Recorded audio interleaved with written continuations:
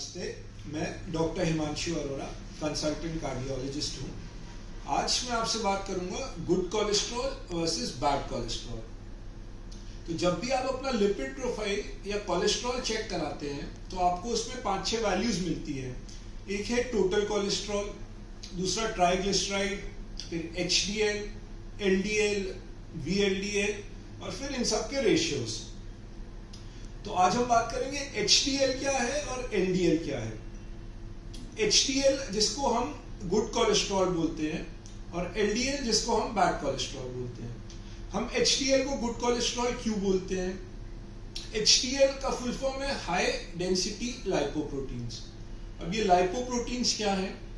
Simple शब्दों में lipoproteins cholesterol और ट्राइग्लिसराइड्स, जिसको हम चर्बी भी बोलते हैं, इनका एक ट्रांसपोर्टेशन का फॉर्म है जो आपके खून में, ब्लड वेसल्स में और लिवर में कोलेस्ट्रॉल और ट्राइग्लिसराइड की ट्रांसपोर्टेशन के लिए हेल्प करता है। तो एचडीएल क्या करता है? ये जो कोलेस्ट्रॉल और ट्राइग्लिसराइड है जो कि आपकी नाड़ी में या ब्लड वेसल्स में जम के ब्लॉकेज बनाते हैं, एचडीएल इनको आपके ब्लड वेसल से, ब्लड से निकालकर लिवर में लाता है, जबकि एलडीएल इसका उल्टा काम करता है।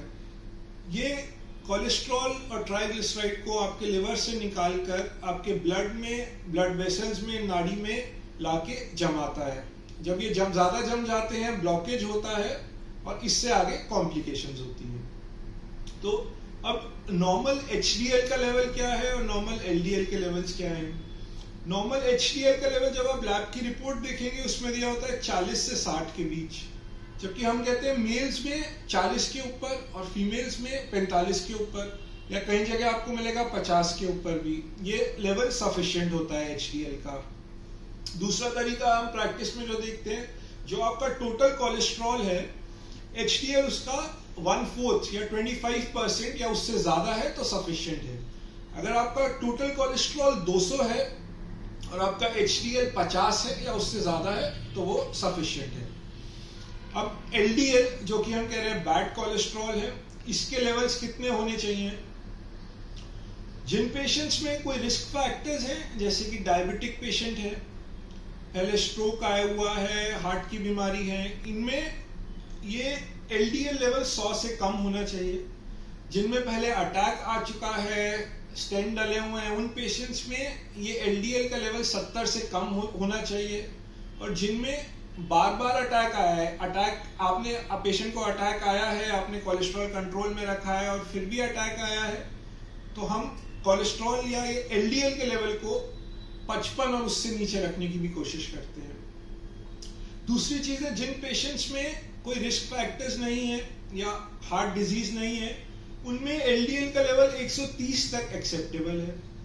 130 के आगे हम रिस्क स्ट्रैटिफिकेशन करते हैं। कुछ चीजें देखनी होती है, किन मरीज में दवाई शुरू करनी चाहिए, किन में नहीं करनी चाहिए। और जिन मरीज का ये लेवल 190 है, एलडीएल का लेवल जैसे ही 190 है या उससे ऊपर है, तो आपको कुछ नहीं सोचना है, मरीज को लाइफस्टाइल मॉडिफिकेशन, एक्सरसाइज सब बताना है, बट दवाइयां शुरू करनी होती है। अब आप कैसे अपना एचडीएल लेवल या गुड कोलेस्ट्रॉल का लेवल अच्छा रख सकते हैं शरीर में और साथ ही एलडीएल लेवल कम कर सकते हैं?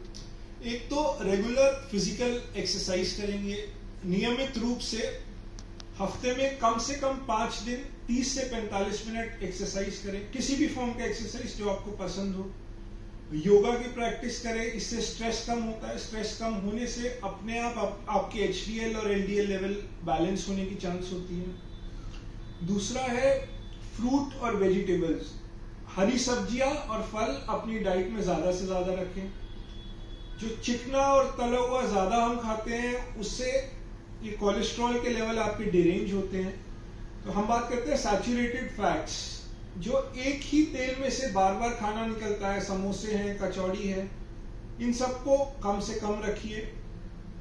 और जो लोग स्मोक करते हैं, अगर आप स्मोकिंग बंद कर देंगे तो आपका एचडीएल लेवल अपने आप बढ़ जाएगा। तो अगर आप इन छोटी छोटी चीजों का अभी से ध्यान रखेंगे तो आगे आप बड़ी बड़ी बीमारियों से बच सकते हैं।